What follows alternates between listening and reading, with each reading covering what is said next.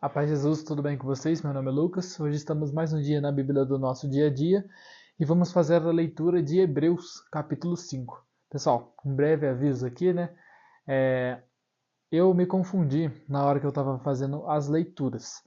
Depois de Filemão, seria o Evangelho de São Lucas. Porém, eu continuei indo para frente e nós estamos na carta dos Hebreus, né? Eu vou fazer só até esse capítulo 5, que é o que eu já fiz o estudo, que hoje que eu percebi que estava errado. Aí eu vou fazer mais esse estudo da carta aos Hebreus, capítulo 5, né? E depois eu vou direto para São Lucas. E quando chegar na parte de Hebreus de novo, eu começo desde o 1 de novo. Não tem problema. Isso aqui é um estudo, então não vai atrapalhar em nada, tá bom?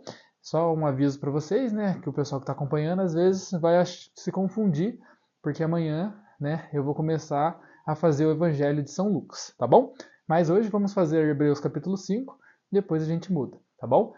Mas antes de nós fazermos essa nossa leitura, vamos fazer a oração do Espírito Santo, para que ele possa nos conduzir e nos guiar durante essa nossa leitura. Em nome do Pai, do Filho e do Espírito Santo. Amém. Vinde, Espírito Santo, enchei os corações dos vossos fiéis e acendei neles o fogo do vosso amor. Enviai o vosso Espírito e tudo será criado, e renovareis a face da terra.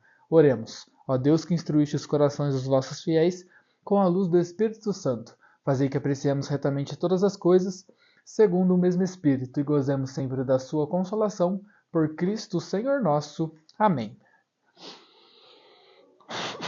De fato, todo sumo sacerdote é tomado do meio do povo e representa o povo nas suas relações com Deus, para oferecer dons e sacrifícios pelos pecados. Ele sabe ter compaixão dos que estão na ignorância e no erro, porque ele mesmo está cercado de fraqueza. Por isso deve oferecer, tanto em favor de si mesmo, como do povo, sacrifícios pelo pecado. Ninguém deve atribuir-se esta honra, senão aquele que foi chamado por Deus como a Araão. Deste modo, também Cristo não se atribuiu a si mesmo a honra de ser sumo sacerdote. Atribuiu-lhe esta honra àquele que lhe disse: Tu és o meu filho, eu hoje te gerei. Como diz em outra passagem, tu és sacerdote para sempre, segundo a ordem de Melquisedeque. Ele, nos dias de sua vida na carne, dirigiu preces e súplicas, com forte clamor e lágrimas, àquele que tinha poder de salvá-lo da morte, e foi atendido por causa de sua piedosa submissão. Mesmo sendo filho, aprendeu o que significa a obediência por aquilo que ele sofreu. Mas quando levou a termo sua vida, tornou-se causa de salvação eterna para todos os que lhe obedecem. De fato, ele foi por Deus proclamado sumo sacerdote, segundo a ordem de Melquisedeque. A este respeito teríamos muito a dizer, coisas bem difíceis de explicar dada a vossa lentidão em compreender. A julgar pelo tempo, já deveis ser mestres. Contudo, de novo necessitais que alguém vos ensine os primeiros rudimentos das palavras de Deus. Tendes necessidade de leite em lugar de alimento sólido. Ora, quem se alimenta de leite não é capaz de compreender o ensinamento do que é justo, porque é ainda criança. O alimento sólido é para os adultos, aqueles que a experiência já exercitou para distinguir entre o bem e o mal. Palavras do Senhor. Graças a Deus. Dá um beijo na sua Bíblia, né? Em respeito à palavra de Deus. Pessoal, no vídeo de hoje nós vamos ter uma promessa e um princípio eterno. Eu vou fazer a leitura deles aqui para vocês, tá bom? Promessa. Mas quando levou a termo sua vida, tornou-se causa de salvação eterna para todos os que lhe obedecem.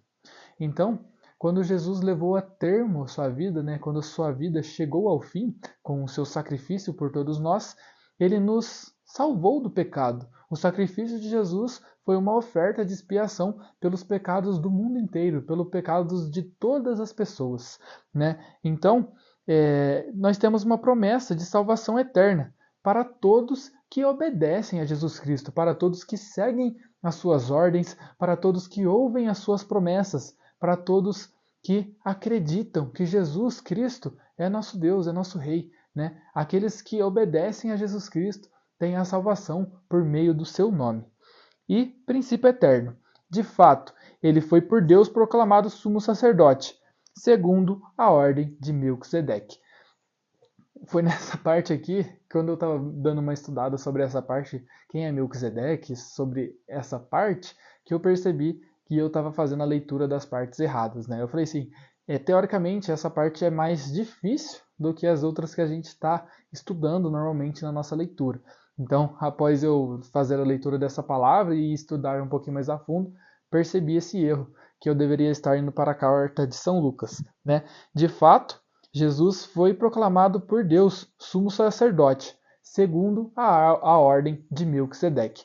Melquisedeque é citado na Bíblia, né, lá em Gênesis. Ele é quem abençoa Abraão, ele dá a Abraão pão e vinho e também recebe oferta de Abraão. Né? Então ele é tido como entre aspas, né, ele é como uma representação de Cristo no Antigo Testamento. Né? É dito que ele não tem genealogia, né? Não tem nem pai nem mãe conhecidos, né? E ele era rei de Salém, que é a que posteriormente veio a ser Jerusalém, né? Então, Melquisedeque é uma figura muito misteriosa, né? É uma figura muito envolto em mistério, tanto que se você pesquisar você não acha muita coisa sobre ele, né? Mas Jesus foi instituído sacerdote eterno, né? Segundo a ordem de Melquisedeque.